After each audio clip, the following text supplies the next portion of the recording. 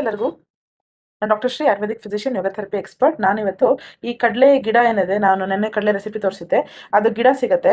ಆ ಗಿಡದ ಎಲೆಗಳಿಂದ ನಾನು ರೆಸಿಪಿಯನ್ನು ತೋರಿಸ್ತಾ ಇದ್ದೀನಿ. ಇದು ತುಂಬ ಪೌಷ್ಟಿಕ, ವಿಂಟರ್ ಸೂಪರ್ ಫುಡ್ ಅಂತಲೇ ಹೇಳ್ಬೋದು.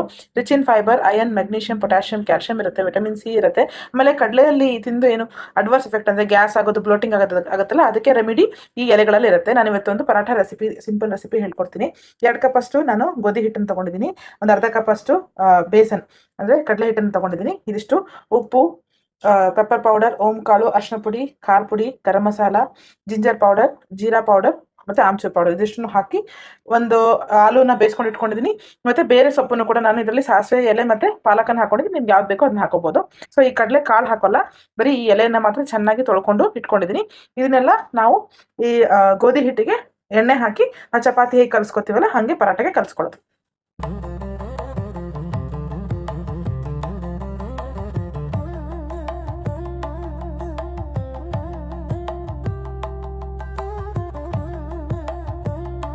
ಇದನ್ನ ಈ ಥರ ಚಪಾತಿ ಥರ ಒಂಚೂರು ಎಳ್ಳು ಹಾಕ್ಕೊಂಡು ಲಟ್ಟಿಸ್ಕೊಂಡು ಮಾಡ್ಕೊಂಡು ತಿಂದರೆ ತುಂಬ ಒಳ್ಳೆಯದು.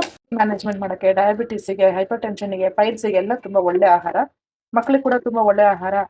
ಬಸರಿಯರು, ಬಾಣಂತಿಯರು ಎಲ್ಲ ತಿನ್ಬೋದು ಇದನ್ನು.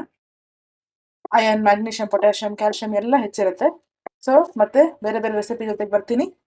ಇದನ್ನು ಮಾಡಿಕೊಂಡು ಹೇಗಿತ್ತು ಅಂತ ನನಗೆ ಕಮೆಂಟ್ನಲ್ಲಿ ತಿಳಿಸಿ. ಧನ್ಯವಾದ.